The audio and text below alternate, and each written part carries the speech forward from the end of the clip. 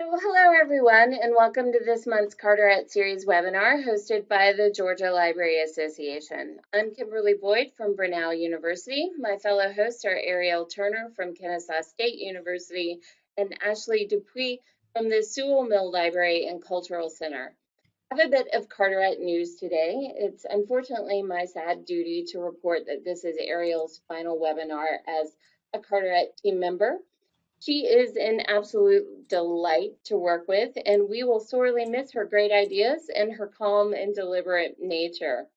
We hope that you'll join us in wishing her the very best with the doctoral program she's leaving us for. And in the meantime, stay tuned for news on our newest Carteret member next month. This webinar series highlights trends, innovations, and best practices in libraries. Registration is free and open to anyone, anywhere.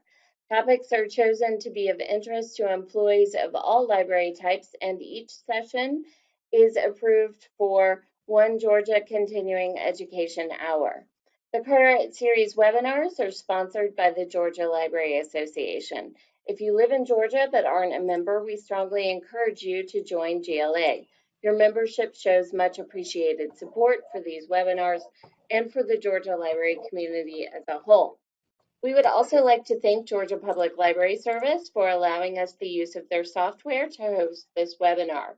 Before I introduce you to our presenter, I'd like to tell you a few technical things. We have disabled the microphone, whiteboard, and Q&A tools, so please type your questions into the chat box. We will note your questions and include them in our Q&A session with the panelists at the end of the presentation.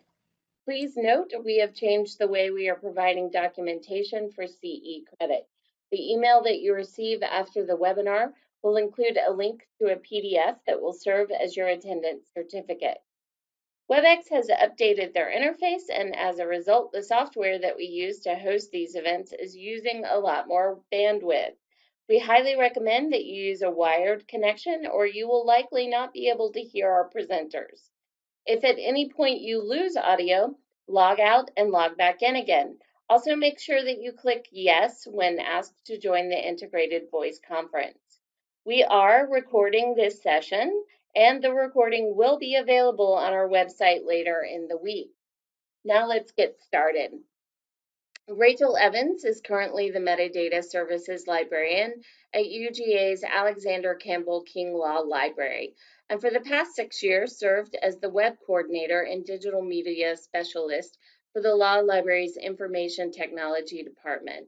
Evans has contributed to library instruction ranging from technology-centered sessions to video tutorial creation.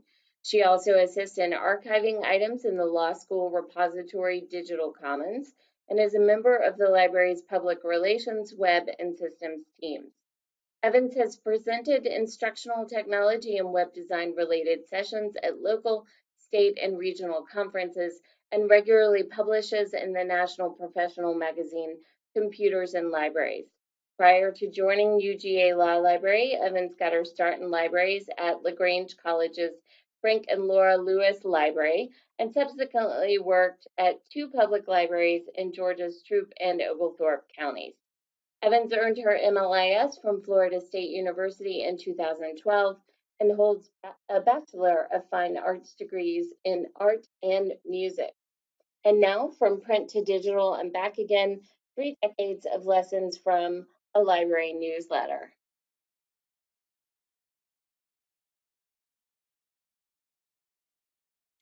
Hello, everyone. Can you hear me well? Yes. Great. Yes, so as she said, this is from print to digital and back again.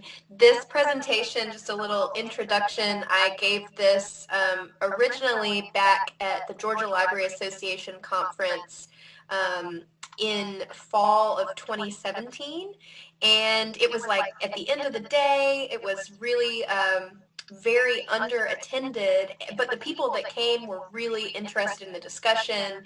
And after I spoke with a couple of people afterward, I thought, well, I'll shoot this idea to the Carteret people and see if they're interested in maybe giving it a little bit of a wider audience than a couple of people that were able to make it to that very end of the conference session, because it was just, buried in the schedule. And, since I submitted the idea and gave the original version of the presentation, a lot of things have changed in the library. So this is even more up to date than it was a year ago. And I hope that you can, take some things away from it no matter what kind of library you're in or what role you play at the library. I feel like there's a little bit of something for everyone in this presentation. And the history of the newsletter is just fascinating to me. So if nothing else, you will take away a little bit of a history lesson. So what to expect, why a newsletter? I'm going to share a little bit about what I've learned from the previous people that are still here at the Law Library that worked on the newsletter when it was, first getting started. Before I ever came along. And I'm going to do that through a visual timeline, showing you examples of our very earliest newsletters up until today. And then I'm also going to talk a little bit about how the workflow process has changed over the years and how it's still changing. And then at the end, I'm going to get into some of the technology that has been used in the past and that has been used in more recent years, so that you kind of have an idea if there's anything that you see in the presentation or that you hear about from our newsletter that you would like to replicate or reuse for your own library, that you would be able to pick and choose from the things that have been useful to us as far as technology and other tools. So why a newsletter? A library newsletter, I feel like, is a lot like a time capsule. As I started originally in early 2017 preparing to give this presentation at Georgia Libraries Conference, in addition to talking to some of the people who have been working here and worked with the newsletter for a really long time, I also just went back through archive.org and dug up a lot of the old newsletters. Many of our earliest issues were also captured in our law school's repository that is in Digital Commons. So there were scanned copies of, some of the very first newsletters that went out to law students and to faculty. And to see the way that it's changed over time is just so interesting. So there's so much you can pull from that. A lot of what I'll go over through this sort of trip back in time is some of the content that I was able to look at from the past, that I was able to kind of see in this scope of over 30 years how it's sort of been recycled and reused. And a lot of times the ideas came and went without people realizing they had been done before. And then in some cases, I was able to see, wow, that was a really cool idea that they used, 20 years ago. Maybe we should bring that back again. And some of those have been some of the more popular things that we put out in the newsletter in the last couple of years. So it's just really, really interesting. The other interesting thing is that it really does capture the changes in technology in a library, as well as the changes in people that came and went, because that seemed to be, a recurring theme was if somebody was retiring or if new employees were, getting hired, there would be little staff features every so often. And so that was really neat to see how people had changed or how their roles were changing, or even how the staff and the facilities were growing and evolving. So this is what our timeline kind of looks like from afar. I hope these slides translate well. This presentation originally for the conference was in Prezi, and so to make it work with WebEx, I had to convert things to a PowerPoint format. So things are a little funky, but hopefully it will still translate well. So we're going to start off in 1984. The very first issues were simply called News. They were prepared on typewriters. Printed copies were put out just in faculty and student mailboxes. At the time, there were around, I think the grand total was about 600 people, and they were hand delivered to these mailboxes that we had at the time. They didn't include a whole lot, mostly some resources, a little bit of information. Anytime they would have training, a lot of this was, and I quote, training in the use of a computer research system. So You can't, this is great stuff. This particular issue that you're looking at on the screen is volume 1, number 2. The only one that I could not find was volume 1, number 1. But I estimate based on this date that the first one was circulated in the spring of 1984. So the next 6 years, it continues. You see, it's the same format. It's coming out the same way. There's similar content. There's, a lot of this was policy-based, so policies on making photocopies, food and drink in the library, noise in the library. And none of this is extremely surprising. It continued with the name of just news. Then in 1990, it starts to shift a little bit. It grows in size. It goes from just a single column layout to having 2 columns, and it begins to include images and icons. And this is even better as far as a time capsule goes, because you're able to start getting some really nice clip art in here. So you can tell that we're going from typewriter to WordPerfect, and at some point the typewriter was abandoned. I'm not sure exactly when, but based on the way that the print issues look in our archive, I'm going to guess it was somewhere in 92 when we had this feature about the word processing lab, and you can see this drastic change in the font. And there's even this wonderful clip art here that you just, you can't get enough of that. 1993, you've got this landmark piece in the newsletter about accessing online catalogs of other libraries in Georgia. And then in 94, huge win, email for law students. In 95, our current library director, Carol Watson, becomes the first editor of the newspaper, and you can visually see the change in the newsletter when it becomes sort of her baby here. This is a copy of the first issue that came out with her putting it together, and so you can tell that the content and the layout is changing.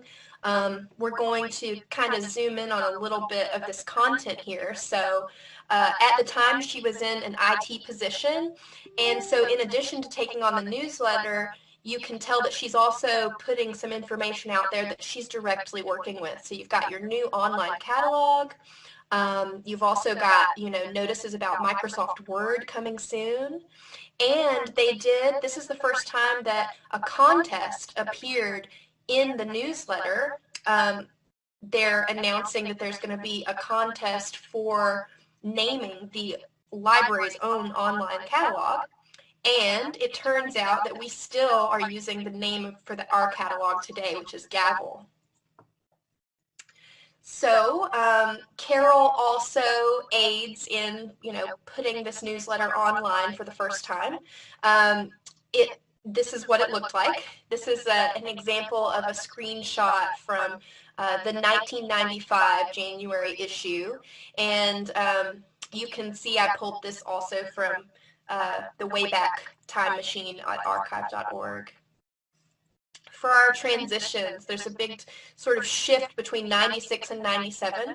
It goes from Carol to who is currently at our law library as the International Law Librarian. And at the time when she began, she took on the editor role after Carol, and she started adding a table of contents on the left-hand side of her issues, which made these a lot easier to navigate. And this was another thing that I think has been a great improvement over time. When you look back at these issues, you can quickly see what's in it, and you couldn't do that before, especially with some of those issues that had, maybe 4 pages, but you didn't have that summary at the beginning. So that was something that Anne started doing. There's also columns go away again, and we come back to more of a full width. She starts using line breaks and the left-hand gutter, and she also starts adding in color, and this is the first time that we see color in our issues. The other great thing that she starts doing is you see it changes from news to law library news. It also announces another contest. This is our second contest now, and it's for naming the newsletter. So this is where, now we've already set this trend 2 times for a contest for students and staff to kind of give their input. So we're inviting our community to kind of, tell us what they think, sort of be a part of the process. And we also begin to see these regular columns. And so for the first time, instead of just talking about policies or technology, we have these very specific regular columns that become that start going through. So we've got staff focuses, and we also have website of the month. And these are things that will continue to be a part of all the issues. In 97, from that contest we just looked at, the newsletter takes on the name Amicus Briefs, and it's first used in print in January 1997. We also see with Anne taking charge of this that the newsletter begins to have a new website base, and you'll see examples of that as well. So this is what it looked like in 97. You had sort of an index of all the online versions. You still had a pretty basic HTML version, and then you also had it in print, and color paper begins to be used as well. And here you're just kind of zooming in on some of this. You can see some examples of the content. But again, I think one of the big things, we've got a lot of focus on staff, and we've also got some things that continue with the technology stuff. So review of law office computing over here on the left, and you can see that Carol is still contributing to the content even though she's no longer sort of holding the reins of it.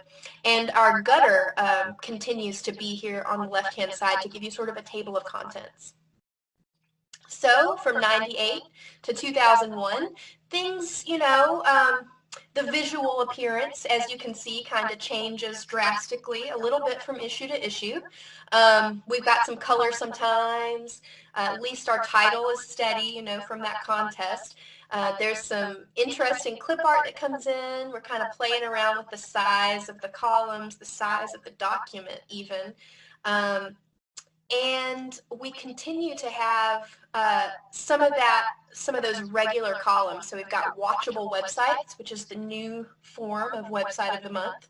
And there's also one that comes in from the computer labs. So there's still this very, very strong hint of technology updates in the newsletter to let people know what's going on with that, as well as focusing on staff. This is also where we have the first version of featured acquisitions, which will become something that goes on for many, many years. So the year of no newsletter, 2002. The editor at the time didn't like it, so he didn't do it. In 2000, he released 6 newsletters. In 2001, 5. In 2002, nothing. And in 2003, the role goes back to Anne, the previous editor. And in 2003, along with Anne coming back, we also get sort of a facelift of the online version of the newsletter. It moves from that previous URL to law.uga.edu, which is still the current home of the online version. They do away with print, and it goes strictly to online. And book reviews become a part of every single issue, and it takes on that steady title of featured acquisitions. 2003 to 2014, this is the popular content that was circulating when I first started being involved at the law library with the newsletter. I came here in 2012, but it was still about a year or so before I started contributing to the public relations team. So during this time, featured acquisitions continues to be a part of every single issue. They start to, instead of just talking about library instruction, stress relief becomes a big part of something that they talk about, not just around exams, but definitely in the issues that are around exams. They talk about ideas and other things that you can do to help relieve stress as a law student. And so it moves from just that instruction piece to more of all around well-being type thing. Crossword puzzles, I think, was an extension of that, and that started appearing in April 2006 and went on until November 2010. Interactive crosswords were a part of these HTML pages, and you can still find some functional crossword puzzles if you go to the Wayback Time Machine in archive.org and search for some of these pieces. You can actually go in and play some of those old puzzles in case you're interested. And some of the, there would be themes. A lot of them were legal, but not always, for each crossword puzzle. And so one of those themes was fictional lawyers, which is something that will come back around again later in time. The book repair clinic, we see our first book repair clinics in 2008. And that's something that has continued almost every semester since then as a service to law students and law faculty. So again, you can see this broadening of library services to our community that goes beyond just, teaching and begins to include other things like book repair, like stress relief. Then I would say the big, most popular thing that we have ever had in our newsletter is the Law Dog column. This is something that Anne started in September of 2008. And this year we hit 10 years of Law Dogs. Hundreds of pets have been featured in the newsletter. And that's something that everybody likes to see. The very first issue with the Law Dogs actually started with a big bunch of photos from library staff. And since then, submissions are, continuously taken of pets and mainly students, but sometimes faculty, sometimes staff, and not just dogs. There are honorary law dogs. In fact, this past month, our honorary law dog was a cat. We've also had lizards, horses, chickens, you name it has been a law dog. And that's sort of a play on UGA's, dogs. So staff focus pieces continue, lots of hires, retirements. Sometimes it's just for fun, just to get to know somebody. A lot of times, if it was around exams, students would see the IT team members, proctoring their exams or helping with software, and we would begin to feature some people just because, let's get to know people, put a personality with the face that you see a lot. And they begin to talk about instruction again. This is coming back into the fold, and it begins to take on the name Lunch and Learn, and that's something that we're still doing to this day as well. 2014, this is when it moves from HTML to our content management system in Drupal, and this is where I kind of came into the picture at first. In 2013, issues were beginning to slow down a little. The law librarians, more than ever before, had begun to take on more of a teaching role and teaching courses to law students, research courses for credit. And so, of course, that took away from some of the time that they were able to put into things like public relations or the newsletter. And so in 2013, there were only 3 issues published, and this, as you've seen through history, in the little history lesson we've had here of the newsletter, as things begin to slow down, that probably means there's about to be sort of a big change. So the HTML layout, it had become, at the time that it was implemented, it was the new and great thing. And in 2014, since the entire law school and law library website was now in Drupal, the newsletter was actually one of the only things that remained just as HTML pages. And it had, compared to the content management system, it was a little more time-consuming to put together. And so this new method in Drupal was developed. And these are screenshots so that you can see that before it was in Drupal, this was the process, the code on the left, and then, of course, what it looked like on the right. And in the Drupal method, it was broken out into sections so that you could copy and paste, create anchor tags, and sort of drag and drop the sections within the back end of Drupal. And then on the right, this is what it looked like And then the far picture on the right, the third one over, you can see this RSS page that was created to kind of pull that content from each issue so that people could then follow the feed, and it would sort of act as a blog as well as a little archive on the website so that you could navigate them. So again, history repeats itself.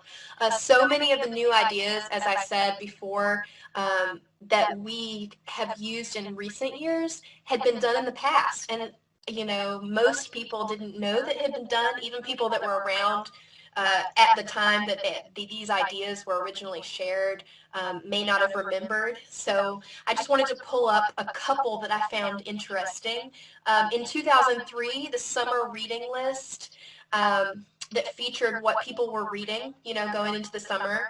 And then in 2017, we did a series of blog posts that appeared in the newsletter as well that talked about what people were reading, just sharing what they were reading and why over the summer.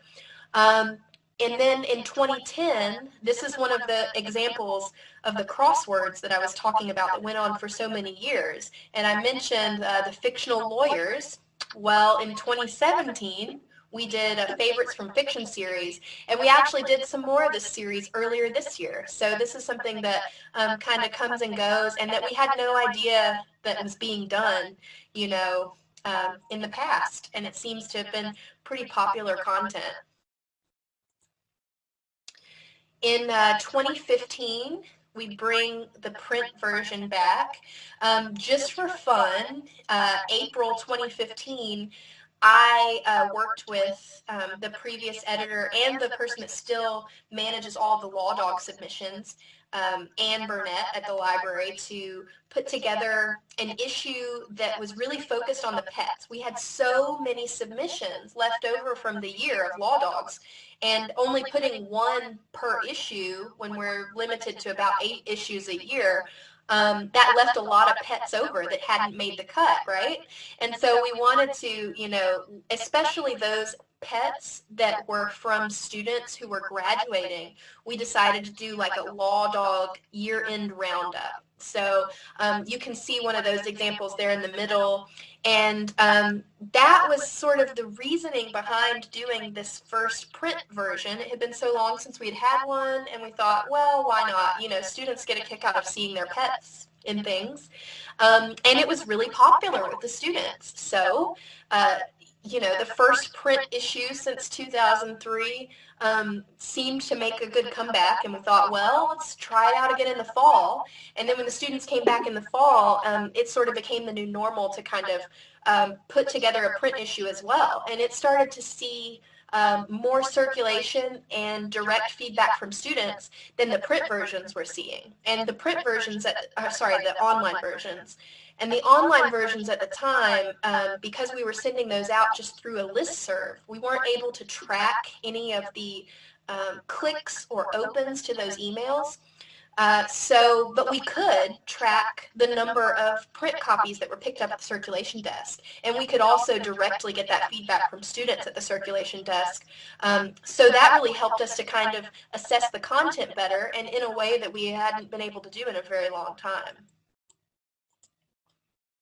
So here I'm going to get into some of the technology that has been used, at least in the years that I've been working with this. A lot of the things that we've attempted to use, some things that we're still using, some things that you know, may help you if you're interested in doing any portions of this at your own library, or maybe you already have a newsletter and you're just looking for ways to, you know, track the data or you know, disseminate it a little bit better. So for tech and the tech for creation and publication, for a while the PR team was attempting to use a team board on Kanban flow. It seemed to work at first, but you really need the whole team to buy in. We ended up abandoning that because so many of the team members were still just relying on email, and no one was actually using the board except for me. So I just use it for my personal tasks now, but that is an option. It worked briefly. It worked there for a while before our team started shifting. So just keep that in mind. There are workflow, shared sort of to-do list options where you can assign tasks and sort of notify people as to what they're working on and be notified of who's doing what and who's already finished what. Um, so that's an option. Drupal was what I mentioned for online publication. And again, that just came out of an extension of what we were using for the website at the time. So just keep that in mind. It may not be that your library or your institution or organization is using Drupal, but whatever they're using, just consider sort of adopting that and letting them pull you into the fold and sort of making that back-end job a little bit easier. Take advantage of those resources. For disseminating things, instead of doing the listservs, as I mentioned, we just weren't able to get any data out of that as to who was clicking on what. We certainly couldn't follow who clicked on what content and what content was most important to people. So we had no idea of how to improve it or what people liked or what they didn't like, what was and wasn't successful. And MailChimp has been great for being able to tell that information really quickly and easily. So we've only been using MailChimp since fall of 2017, I think it is. But it's been great as long as you have under a certain number of subscribers, which we do, and we're a pretty large institution as far as the number of people that we send these emails out to. We have just around 700 people that we send it to, and I think the number is 1,000. So as long as you're under 1,000, it's a free account, and you can create a template and just reuse that each month.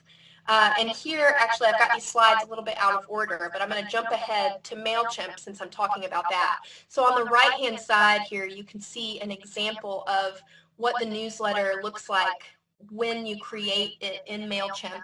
This is from April of 2018. And going back to the Drupal version that I showed, one of the reasons for using the anchor tags was not only to help with navigation on the web page itself, but also to be able to point directly to articles so that when somebody goes to these emails and they click through, they'll be clicking straight through to an article, and you can track those clicks, and that will give you an idea of what content is more popular than others. And it's a much better idea than just seeing a total page view when all your content lives on the same page.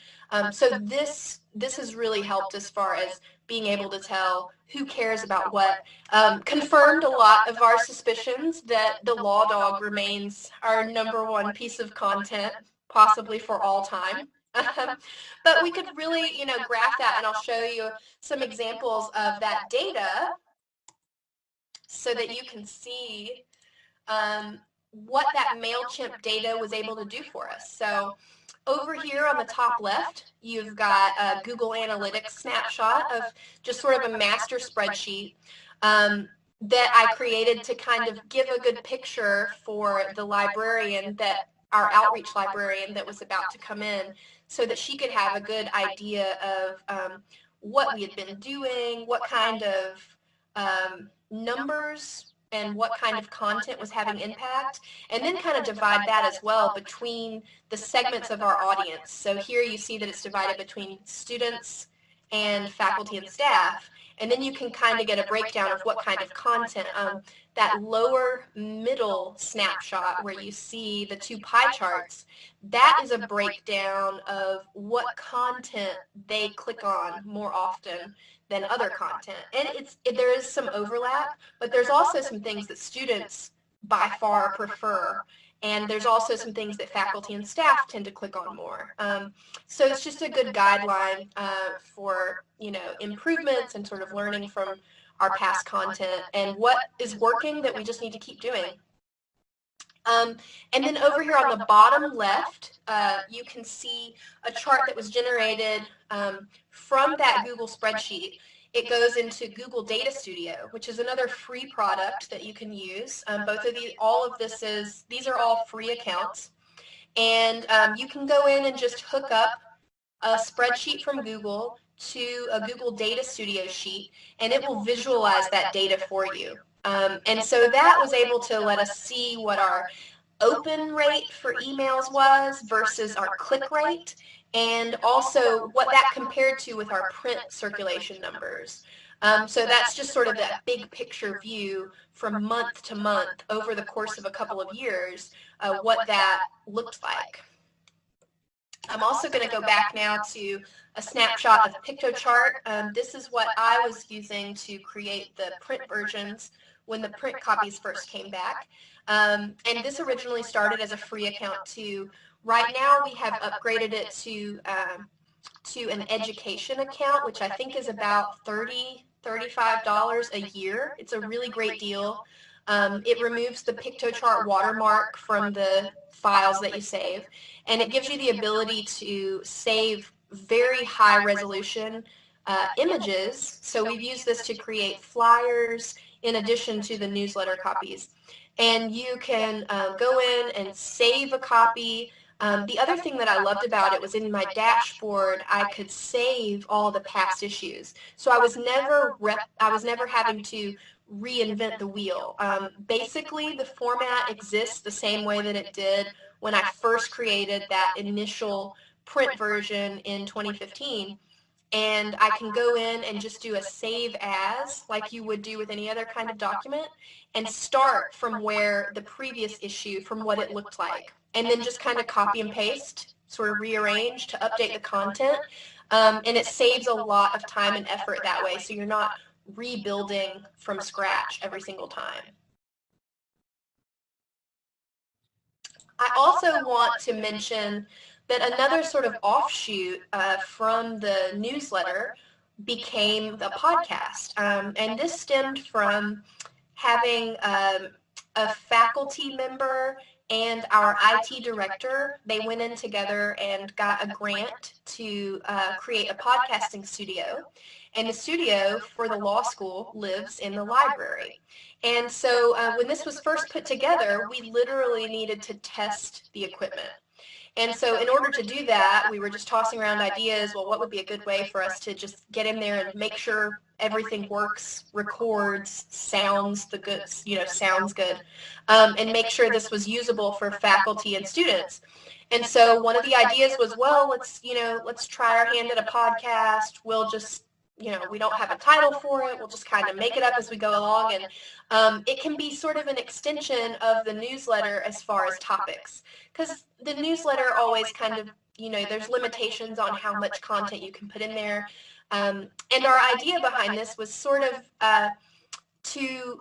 not a secret lives of librarians, but just, getting to know the people behind the law school community. So getting to know them a little personally. What were their passions? Did it overlap with their professional roles?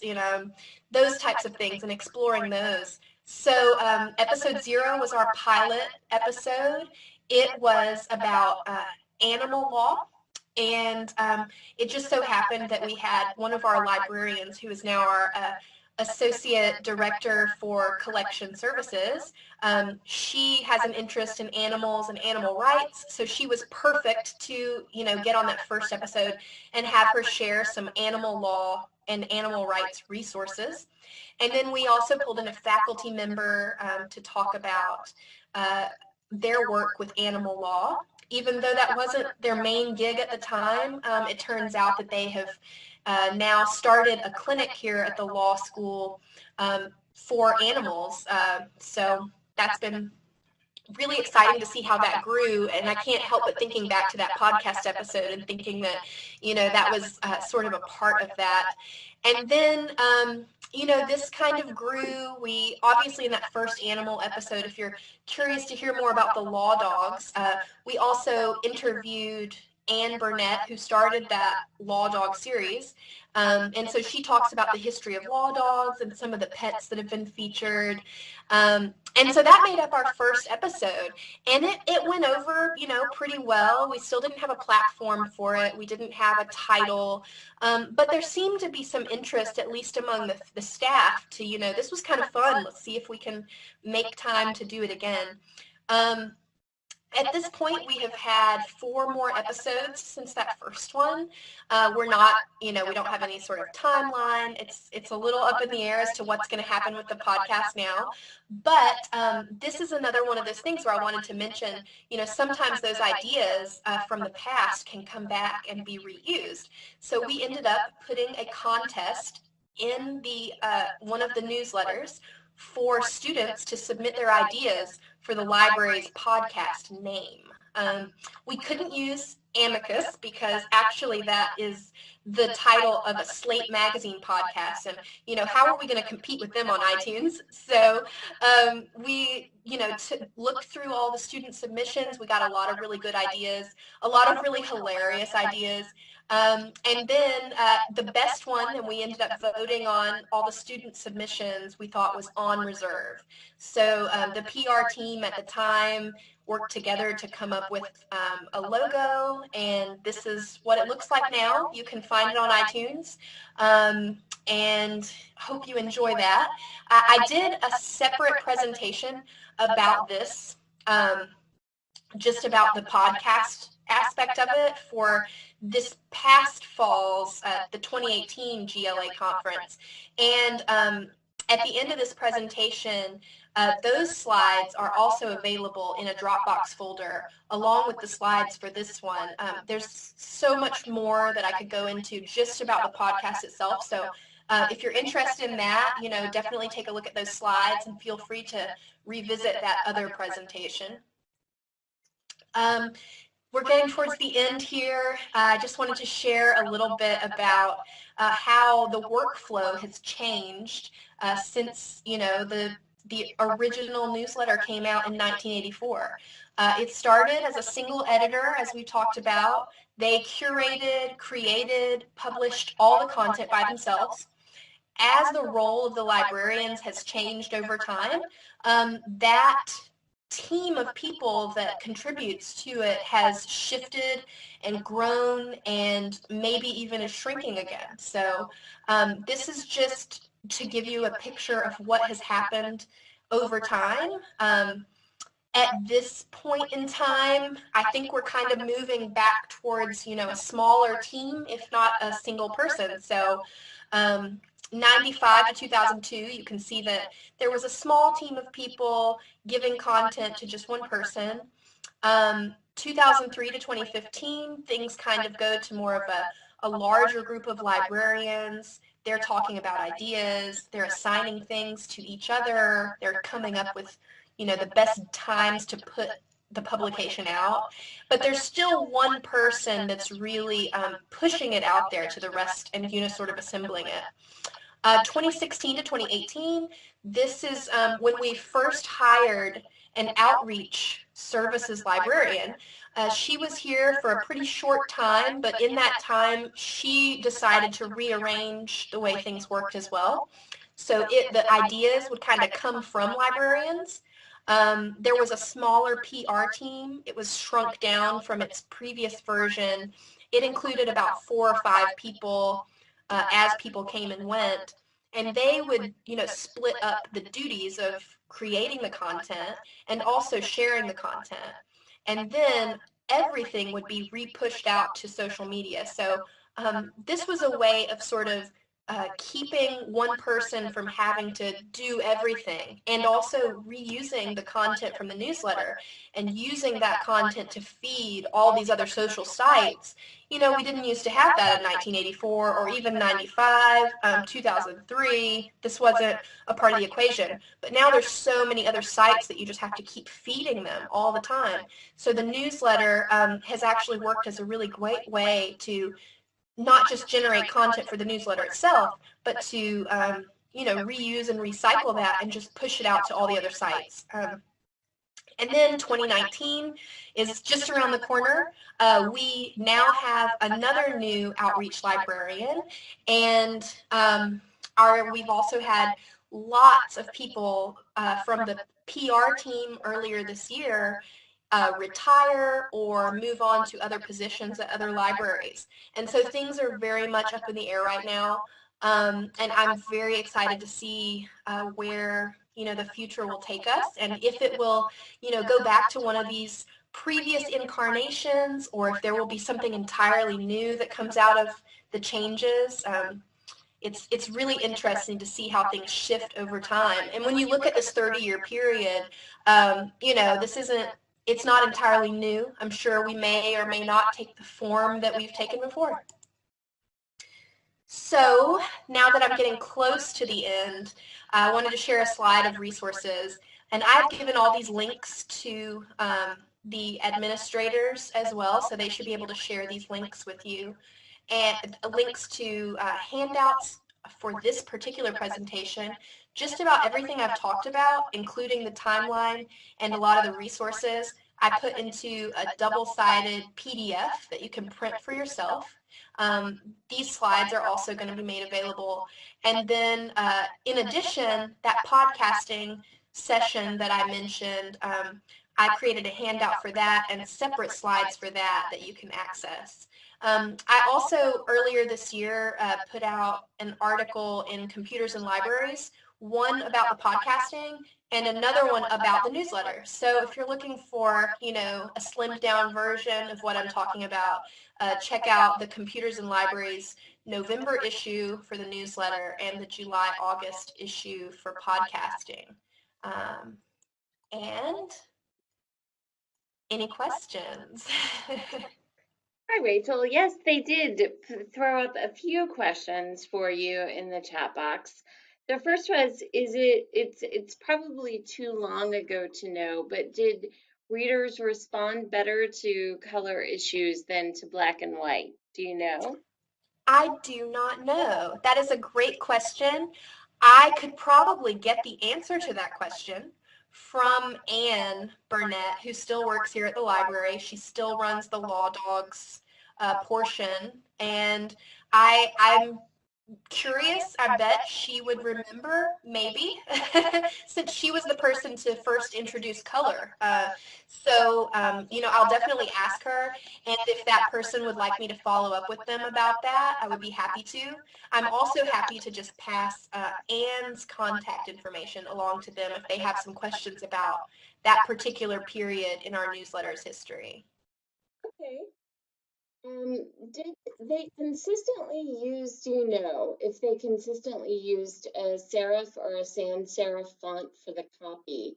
Was there a design guide at any point, or did it just sort of grow? I think it just sort of grew over time. Originally, this was so small and, distributed by hand. I think they were limited in fonts early on. And as the technology grew, you can see visually when you look back through the issues, we got a little wild and crazy with, from issue to issue even, there are a couple years where the style, the font can change drastically. Now, in current years, and this is a part of why I ended up getting involved in it, because for such a period of time, I was the web coordinator, and even though I was in the law library, I was managing the law school's website. And in that role, I was aware of the bigger universities' style guidelines, and they were beginning to come down with more strict. They're not extremely enforced. It's not like somebody comes around and says you need to match the overall institution and make sure you use the right red color. But there is an assumption that if you're aware of it, that you will try to adhere to it, and that way we can appear a little more cohesive visually and have a more visual brand that's recognizable. So I have tried to implement that just because I was aware of it. I can't say that if I hadn't already been using that on the website for the law school that I would have even known that it existed, you know? So I think a part of it is just how things change over time.